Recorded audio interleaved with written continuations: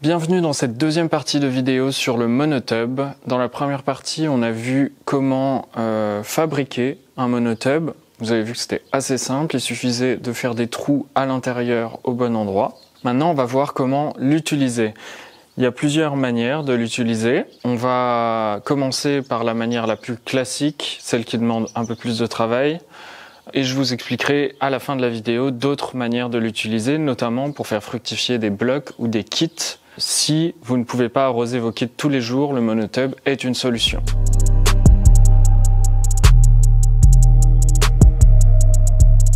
Pour utiliser notre monotub, on va avoir besoin de plusieurs choses. Déjà, on va avoir besoin du substrat.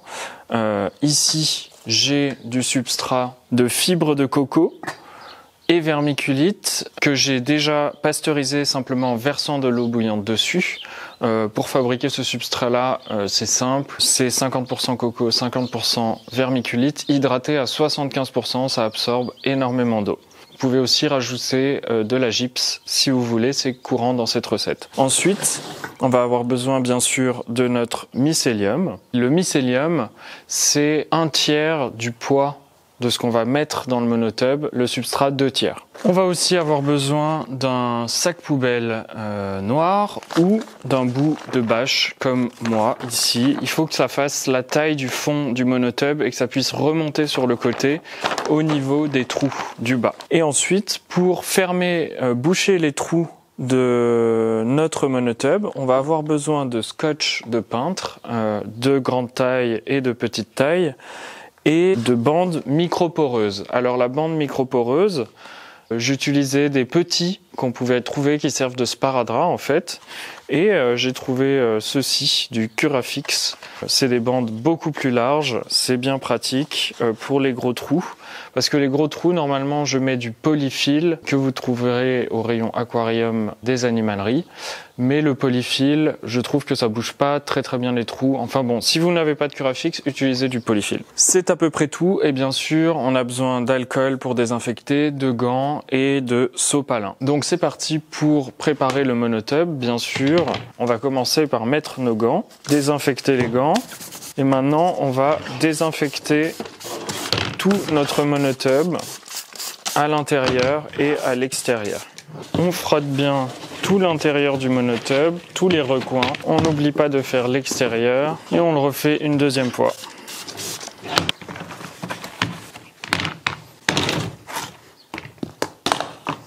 Le couvercle.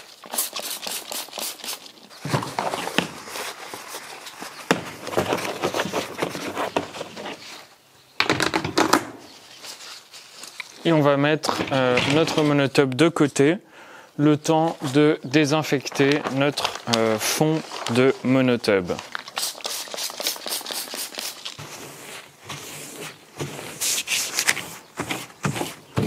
Une fois le fond désinfecté, on va simplement venir le déposer dans le monotub.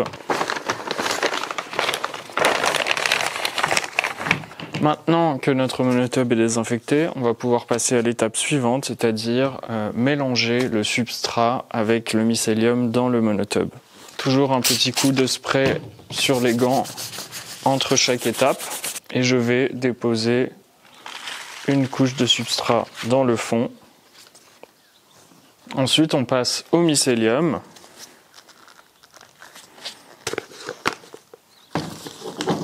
Que je vais récupérer avec une cuillère préalablement désinfectée, bien sûr.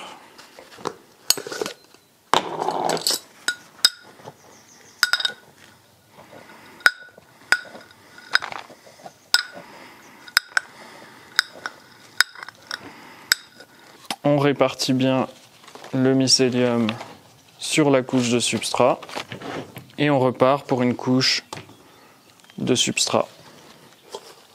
De nouveau une couche de mycélium. Enfin bon, vous avez compris. On alterne les couches jusqu'en haut et on finit par une couche de substrat. Une fois qu'on a terminé toutes nos couches, et ben maintenant on va tout mélanger pour bien répartir le grain dans le substrat.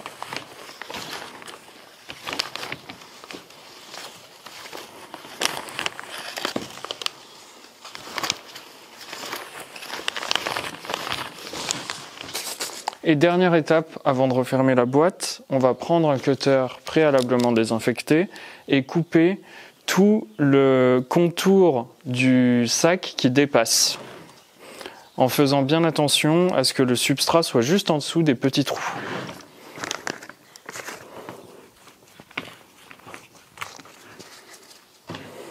Et voilà à quoi ça ressemble quand on a découpé le sac. Vous voyez que les trous dépassent de tous les côtés.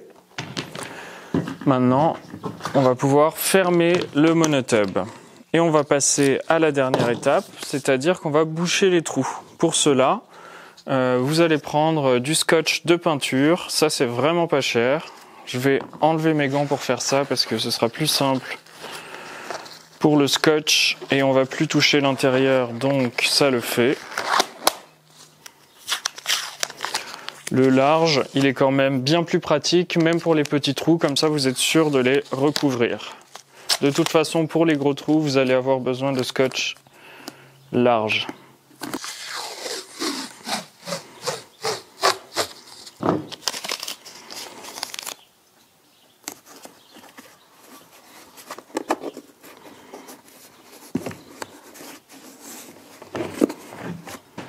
Et voilà à quoi ressemble mon monotub dès que les trous sont recouverts de scotch sur tous les côtés. Alors maintenant, votre monotub, vous allez le placer en incubation, c'est-à-dire à 20-26 degrés selon l'espèce que vous cultivez pendant 2 semaines. Si vous ne savez pas trop ce que c'est l'incubation, allez voir ma vidéo l'incubation expliquée en 7 minutes. Et donc, ce monotub, vous ne l'ouvrez pas pendant 2 semaines. Vous pouvez voir au travers comment évolue le substrat.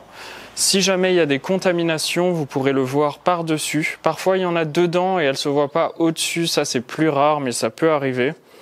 Dans ce cas-là, vous ne pourrez pas le savoir, vous le verrez que plus tard. Sinon, au bout de 2 semaines, quand toute la surface est recouverte de blanc légèrement cotonneux, ça voudra dire que votre substrat est complètement colonisé et on va pouvoir passer à l'étape suivante. L'étape suivante, ça va être la mise en fructification et c'est ça qui est facile avec un monotub, c'est que ça se fait dans la même boîte. Il suffit simplement d'enlever le scotch et de le remplacer par l'autre scotch dont je vous parlais tout à l'heure, qui est le scotch microporeux, qui est du scotch médical pour la peau. Et ça va permettre à l'air de passer beaucoup plus facilement au travers, sans laisser pour autant rentrer de contaminants ou de mouches. Et donc, ça va induire la fructification des champignons, et vous verrez vos champignons apparaître, enfin les primordiales, les petits bébés champignons apparaître au bout d'1 semaine à peu près. Et ensuite, vos champignons, en 5 jours, 1 semaine, ils vont pousser dans la boîte et vous pourrez les récolter. Si vous voulez relancer une deuxième volée, c'est simple, vous pouvez soit le laisser tout simplement comme ça après avoir récolté et attendre, ça peut très bien fonctionner. Sinon, si ça ne fonctionne pas, vous pouvez le mettre au frais pendant 1 nuit, ça fait un coup de froid. Et du coup, ça va pouvoir relancer la fructification. Ça, c'est pour l'utilisation classique du monotub. Maintenant, ce monotub, je le trouve vraiment bien parce que on peut aussi l'utiliser comme n'importe quel espace de fructification. Et c'est un espace vraiment pas cher, vraiment low-tech, on pourrait dire, et aussi qui nécessite aucune surveillance. Parce que même un truc automatisé, avec un contrôleur d'humidité ou un ventilateur, on regarde un peu si tout se passe bien. Là, vraiment, on peut vraiment partir. Tout va s'autoréguler tout seul parce que c'est un tout petit espace qui se gère. Donc ça, c'est super bien. Si vous avez des blocs de substrat que vous voulez faire fructifier ou un kit de culture que vous avez acheté, mais vous partez en vacances ou un truc dans le genre, vous pouvez mettre votre bloc à l'intérieur du monotub. Vous n'avez plus besoin de l'asperger 2-3 fois par jour. L'humidité va se garder toute seule à l'intérieur de la boîte. Pour ça, par contre, il faut qu'il y ait quand même une source d'humidité. Le bloc ne va pas suffire en lui-même, comme c'est le cas pour ce substrat-là. Le mieux, je vous montre l'exemple sur cette boîte. Vous prenez un minéral qui est absorbant, et vous le mettez dans le fond, bien imbibé d'eau. Ici, c'est de la perlite, mais vous pouvez aussi utiliser de la vermiculite, et je suis certain que ça va fonctionner avec à peu près n'importe quel minéral qui absorbe l'eau. Je suis sûr que même si vous mettez de la laine de roche, j'ai aucune idée si ça absorbe l'eau, ce genre de truc, mais en tout cas, un truc qui absorbe l'eau, vous le mettez dans le fond, et vous posez simplement votre bloc, votre kit de culture dessus, et vous fermez la boîte. Bien sûr, vous recouvrez bien les trous de scotch microporeux, et c'est tout. Vous n'avez plus besoin de rien faire, vos champignons vont pousser dans la boîte. Et ça, c'est une autre utilisation du monotub que je trouve vraiment bien, et qui fait que cette technique, une fois qu'on a fabriqué la boîte, vraiment permet de cultiver des champignons hyper facilement chez soi, avec très très peu d'efforts. J'espère que cette vidéo vous aura plu, que j'aurai été assez précis dans la fabrication et l'utilisation du monotub. Si jamais vous avez des questions, s'il y a des zones d'ombre dans mes explications, n'hésitez pas à poser des questions en commentaire et bien sûr à vous abonner. Si ce n'est pas le cas encore, cliquez juste en dessous. Ça prend 2 secondes et moi, ça m'encourage vraiment à faire des vidéos. Et je vous dis à bientôt sur Tamas Champignon pour des nouvelles vidéos de myciculture.